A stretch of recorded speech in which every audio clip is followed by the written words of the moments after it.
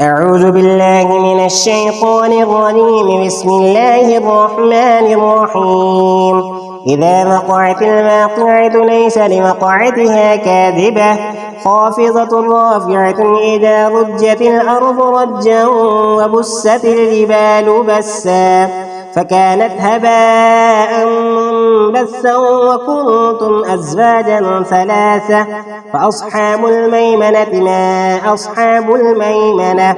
وأصحاب المشأمة ما أصحاب المشأمة والسابقون السابقون أولئك المقربون في جنات النعيم ثلة من الأولين وقليل من الآخرين على سرر موضونة متكئين عليها متقابلين يطوف عليهم ولدان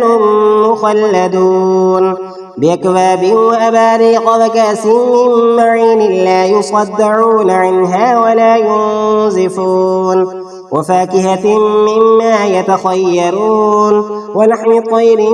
مما يشتهون وحور عين كأمثال اللؤلؤ المكنون جزاء بما كانوا يعملون لا يسمعون فيها لغوا ولا تأثيما إلا قيلا سلاما سلاما وأصحاب اليمين ما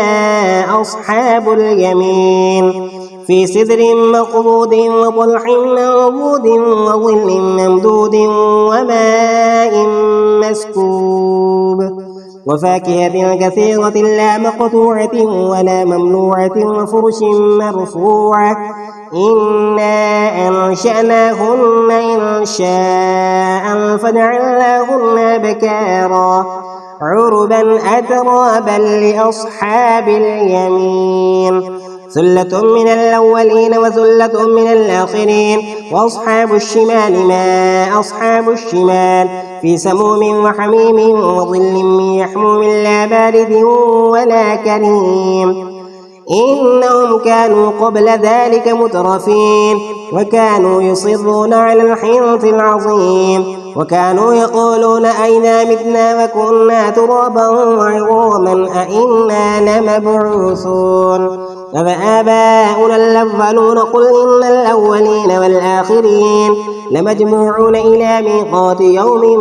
معلوم ثم إنكم أيها الضالون المكذبون لآكلون من شجر من زقوم فمالئون منها البطون فشاربون عليه من الحميم فشاربون شرب الهيم هذا نزلهم يوم الدين نحن خلقناكم فلولا تصدقون أفرأيتم ما تمنون أنتم تخلقونه أم نحن الخالقون نحن قدرنا بينكم الموت وما نحن بمسبوقين على أن نبدل أمثالكم وننشئكم فيما لا تعلمون ولقد علمتم النشأة الأولى فلولا تذكرون أفرأيتم ما تحرثون أأنتم تزرعونه أم نحن الزارعون لو نشاء لجعلناه حطاما فظلتم تفكهون إنا لمغرمون بل نحن محرومون أفرأيتم الماء الذي تشربون أأنتم أنزلتموه من المزن أم نحن المنزلون لو نشاء جعلناه أجاجا فلولا تشكرون أفرأيتم النار التي تورون أأنتم أنشأتم شجرتها أم نحن المنشئون نحن جعلناها تذكرة ومتاعا للمقوين فسبح باسم ربك العظيم فلا أقسم بمواقع النجوم وإنه لقسم لو تعلمون عظيم إنه لقرآن كريم في كتاب مكنون لا يمسه إلا المطهرون تنزيل من رب العالمين فبهذا الحديث أنتم مدهنون وتجعلون رزقكم أنكم تكذبون فلولا إذا بلغت الحلقوم وأنتم حينئذ تنظرون ونحن أقرب إليه منكم ولكن لا تبصرون فلولا إن كنتم غير مدينين ترجعونها إن كنتم صادقين.